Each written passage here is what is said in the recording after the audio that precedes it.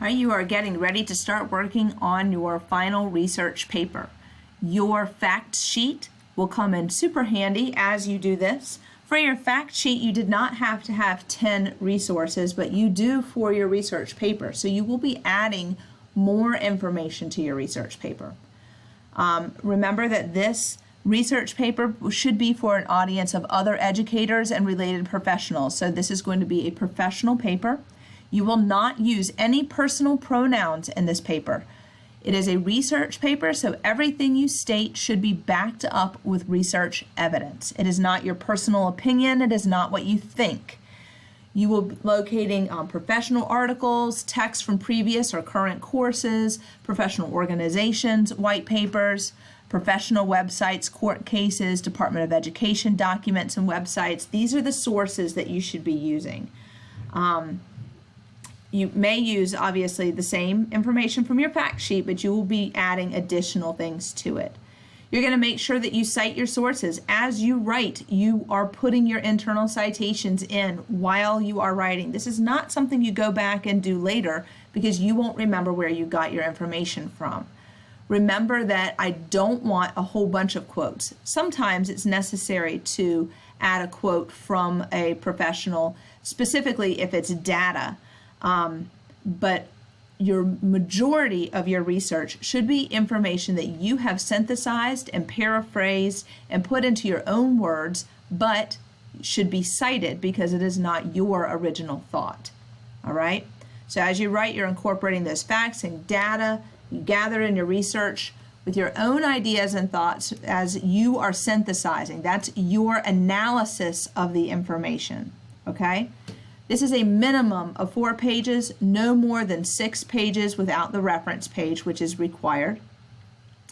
You can sign up for an optional progress meeting for me if you want to look at the calendar. This could be different based on what semester this is, but this is a time to review what you've done, ask questions. I'm happy to look at that.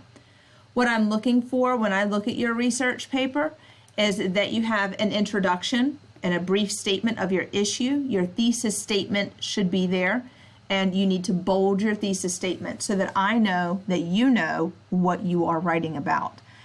Your thesis statement is the anchor for your paper. Everything that you write should relate back to your thesis statement. In the body of your paper, you can have as many paragraphs as you want, but throughout those paragraphs, I should be able to recognize the history of your issue, your topic, the significance of your topic, the repercussions of the issue. In other words, what is currently happening and what might happen if this issue is not addressed. Use the information from your fact sheet to develop this part and include that current information and research surrounding your topic.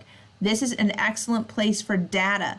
Data proves your point, why something needs to happen. Maybe you have data about the number of people with disabilities who have found gainful employment, the number of people with disabilities who've had a successful transition, the number of people with different disabilities in an inclusion class or mainstream classes and are being successful.